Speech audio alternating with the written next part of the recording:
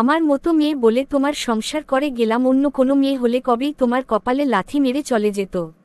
আমিও তোমার মতো বউ কবেই ছেড়ে দিতাম যদি তুমি আমার এক্স গার্লফ্রেন্ডের মেয়ে না হতে।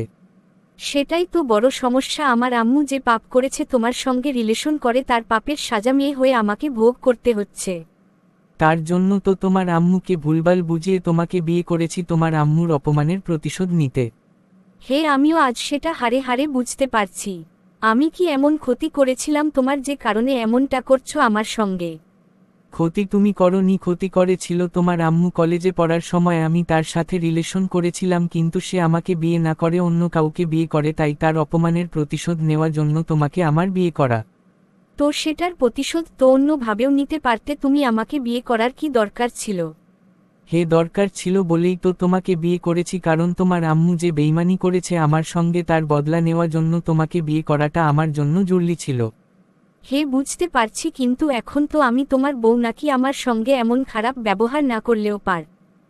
তুমি ঠিক বলেছ, আমারে অপমানিত করেছে তোমার আম্মু, তাই আর তোমার সঙ্গে খারাপ ব্যবহার করব না। হে চলো, আমরা যেহেতু স্বামী স্ত্রী তাই আমরা আর ঝামেলা নয়, সুখে দুঃখে একজন আরেকজনের পাশে থাকতে চাই। হে বউ, তুমি ঠিক বলেছ, আর কোনো ঝামেলা নয়, আমি সব সময় তোমার পাশে আছি যতদিন বেঁচে থাকব। আচ্ছা চলো, এখন আমি খাবার এনে দিচ্ছি, খেয়ে নাও কেমন? আচ্ছা তাই চলো। সো গাইস, সবাই কার্টুন মাস্টার রেজা পেজটি ফলো করে দিও।